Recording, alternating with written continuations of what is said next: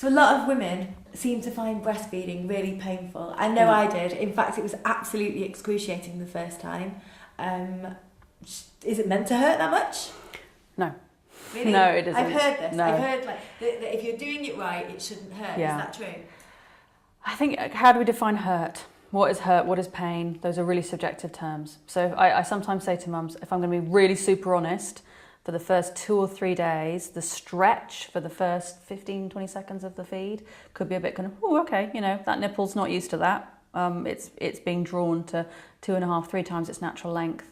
So there's going to be a bit of a whew, the first 20 seconds. But I'm talking about not even the first week, and certainly not the whole feed. Not to the extent that your nipple's getting damaged or bleeding, and it shouldn't be to the extent that you're dreading the next feed. It shouldn't be like that. Right. The main part of the feed should be not at all painful, not even a 1 out of 10 on the pain score. Okay. Obviously, it's going to depend a bit on nipple shape. So if you've got really, really quite flattish nipples and they're being stretched quite a lot, you're more likely to feel a bit more uncomfortable than perhaps the mum whose nipples are already fairly prominent. Although it's not nipple feeding, it is breastfeeding. You know, the nipple is going to be stretched a bit when you're feeding.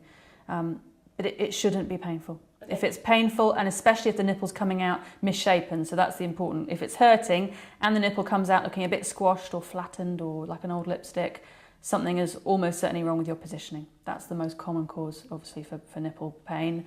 The baby's not on properly. So often it means the baby's mouth isn't open wide enough. You've not perhaps seen enough breastfeeding to know that the baby needs to have a really big, wide, gaping open mouth. Perhaps they're not being held close enough to you.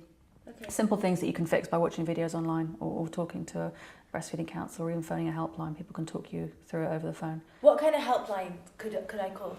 So there's the National Breastfeeding Helpline, which is run by the Association of Breastfeeding Mothers and the Breastfeeding Network. There's also a breastfeeding helpline run by the Association of Breastfeeding Mothers, the Breastfeeding Network, the NCT have a feeding line, La Leche League have a 24-hour helpline. So how many is that? 5 helplines in the UK. I didn't know about any of these on my first time, and I just asked the midwives, and apparently my latch was correct and everything was fine, but it was excruciating.